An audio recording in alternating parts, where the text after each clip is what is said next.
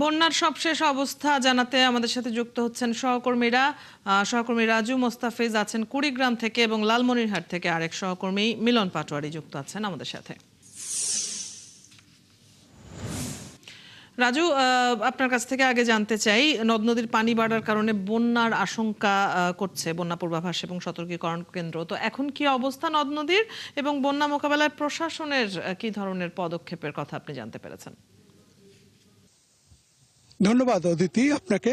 কুড়িগ্রামের বন্যা পরিস্থিতি আসলে উন্নতি হয়েছে। এখানে যে গতকাল ধরলা, তিস্তা, ব্রহ্মপুত্র সহ যে নদ নদীগুলো পানি কমতে শুরু করেছে, তবে দুধকুমার নদীর পানি এখনো 11 সেন্টিমিটার উপর দিয়ে প্রবাহিত হচ্ছে। গতকাল যে অবস্থা ছিল আজকে সেই অবস্থার কিছুটা পরিবর্তন হয়েছে, যেহেতু পানি কমতে শুরু করেছে। পানি উন্নয়ন বোর্ড বলছে যে ভারতের পশ্চিমবঙ্গ, আসাম এবং কুড়িগ্রামে টানা বেশ কিছুদিন থেকে বৃষ্টি হচ্ছিল। এই বৃষ্টি হওয়ার কারণে এই যে পাহাড়ি ঢল এবং পানির যে অবস্থাটি, এই অবস্থাটি কারণেই কিছুটা বন্যা অবস্থার সৃষ্টি হয়েছে। তবে এখনো পুরোপুরি বন্যা হয়নি, নিম্ন অঞ্চলগুলো প্লাবিত হয়েছে। যেহেতু আজকে আবার পানি কমতে শুরু করছে, সেখানে মানুষের কিছুটা স্বস্তি ফিরে এসেছে এবং নিচু এলাকাগুলোতে যে শাকসবজি এবং আমন বীজতলাগুলো ছিল, এটি পানির নিচে এখনো রয়েছে। তবে যেভাবে পানি কমছে তাতে মনে হচ্ছে দু একদিনের মধ্যেই ওই নিচু এলাকাগুলোর পানি কমে যাবে। আপনি নিশ্চয়ই জানেন যে কুড়িগ্রামে 405টি চরদ্বীপ রয়েছে এবং এইসব চরদ্বীপ চরে প্রায় 5 থেকে 6 লক্ষ মানুষ বাস করে।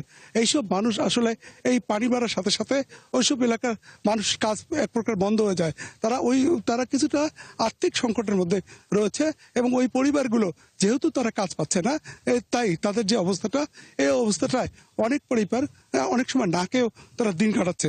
এবং তাদের সাথে সাথে তাদের যে গবাদি পশুগুলো রয়েছে, এই পশুগুলো কিছুটা কষ্টে পড়েছে এবং যেহেতু পানির কমার একটা এই মুহূর্তে সম্ভাবনা রয়েছে, সেহেতু তাদের হয়তো 2-1 দিনের মধ্যে কষ্ট কমবে।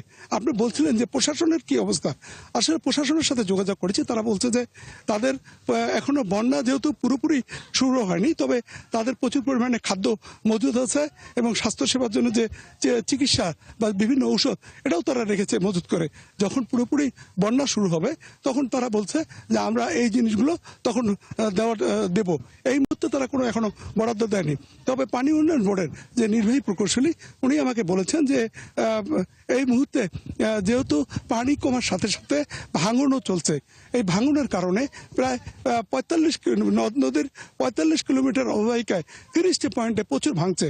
এই ভাঙন রোধের জন্য তারা জিও ব্যাগ এবং তারা ব্লক ফেলছে।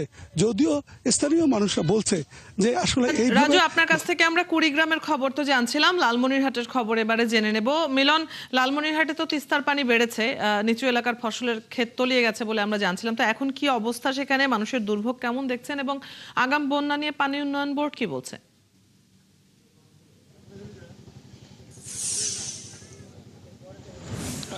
অদিতি, লালমনিরহাটে তিস্তা নদীর পানি বিপদসীমার উপরে গতকালকে ছিল, কিন্তু আজকে সকালে আবার বিপদসীমার নিচ দিয়ে যাচ্ছে।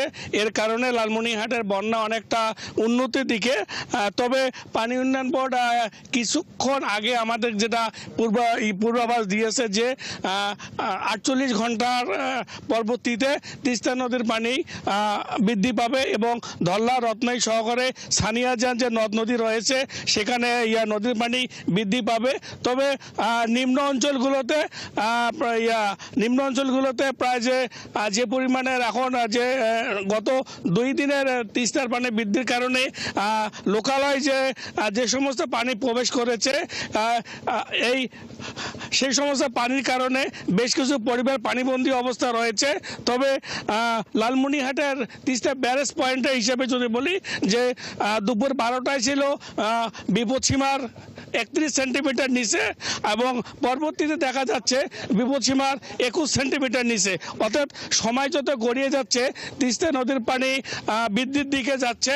তবে জেলা প্রশাসক আমাদের জানিয়েছে যে বন্যা নিয়ন্ত্রণের জন্য তারা একটা জরুরি কক্ষ খুলেছে এবং সিভিল সার্জন প্রশাসন জানিয়েছে যে লালমনিরহাট জেলায় যে বন্যা কবলিত এলাকার জন্য 48টি মেডিকেল টিম তারা গঠন করেছে তারা যে কোনো সময় যদি বড় আকারের একটা বন্যা দেখা দিলে তারা সেখানে তাদের যে টিম আছে এই টিম সেখানে কাজ করবে। এছাড়াও বিভিন্ন যে দুর্যোগকালীন যে সমস্ত শেল্টার রয়েছে এবং যে সমস্ত বিদ্যালয় রয়েছে তিস্তা নদী ধরলা নদী যে বেষ্টিত সেই সমস্ত বিদ্যালয়গুলো ইতিমধ্যে প্রস্তুত রাখা রয়েছে।